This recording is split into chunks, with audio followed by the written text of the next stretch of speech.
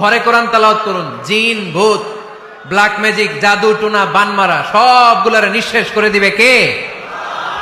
এজন্য আল্লাহর হাবিব সাল্লাল্লাহু আলাইহি ওয়াসাল্লাম বলতেন, সহিহ মুসলিমের বর্ণনা, লা তাজআলু বুয়ুতাকুম মাকাবিরা, তোমরা তোমাদের ঘরগুলোরে কবর বানিয়ে রেখো না। ফাইন্নাল লা তাজআলু বুয়ুতাকুম মাকাবিরা, তোমরা তোমাদের ঘরগুলোরে কবর বানিয়ে রেখো না। ফাইন্নাশ শাইতানা ইয়ানফিরু মিনাল বাইতিল্লাযী তুকরাউ ফীহি সূরাতুল বাকারা, যেই ঘরে সূরাতুল বাকারা তেলাওয়াত হয় ওই ঘর থেকে শয়তানগুলো দৌড়ে পালায়।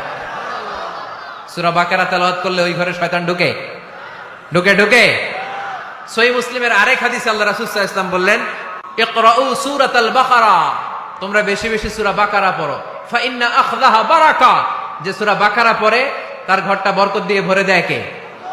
ওয়া তারকাহু হাসারা, যে বাকারা পড়ে না ও আফসোস করে। ওয়ালা ইস্তাতিউহাল বাতালা, যে ঘরে সূরা বাকারার তেলাওয়াত হয় ওই ঘরে কোনো জাদু টোনা ব্ল্যাক ম্যাজিক কাজ করে না। চিল্লায় পড়েন আল্লাহু আকবার।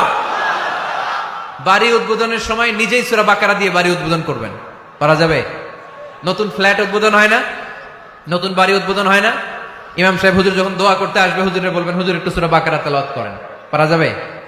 নিজেও সূরা বাকারা তেলাওয়াত করবেন। ঘরটারে সেফটি দিয়ে প্রোটেকশন দিয়ে রাখবে কে?